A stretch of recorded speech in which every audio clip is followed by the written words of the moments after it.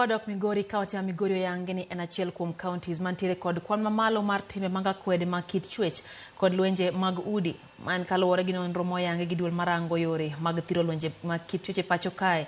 Jafwambo mar Daniel Otieno nitiere kod ler mathoth.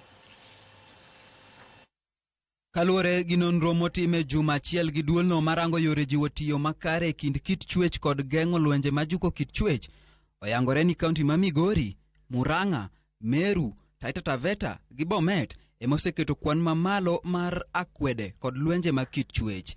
Jotend duolno ka otelnegi gi Rema Jaldesa wacho ni lwenje mag kit chwech osekalo atamalo 51. Lweny mar negruok mag joma oherore kata joma nie udi ma oneg ng'ato nikech kaka nonyuole. Nenore ni piny mar Migori, piny mar Murang'a, piny mar Meru nyiche statistics margi ni malo ahinya. Migori mare en at 51%.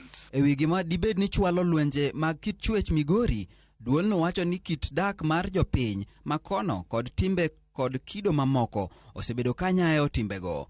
Weche kaka ji odak ne culture margi, the cultural norms, samoro contribute gi kaka ji nyalo loso weche gi ka gin weche moko bedo maber ka nitie conflict. Moro ng'ato wacho ni en dichuo, moro ng'ato ni ma dhako. Nonro bende lero ni Nairobi, Kiambu, kanyakla gi kaunti ma Nakuru otelo e kwan mamalo mar nek mar joma mine. Kakoro gi sani, kaunti ma Kisii, Kitui, Meru gi Nyeri bende osechako nyiso kwan mamalo mar nek mar joma mine.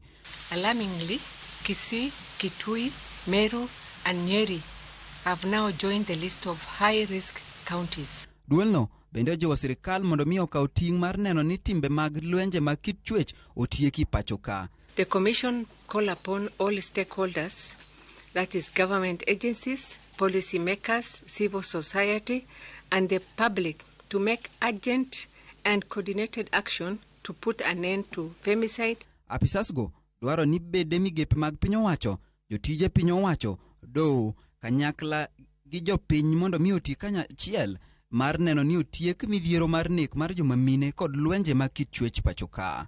Otieno Daniel Ouma, Ramogi TV.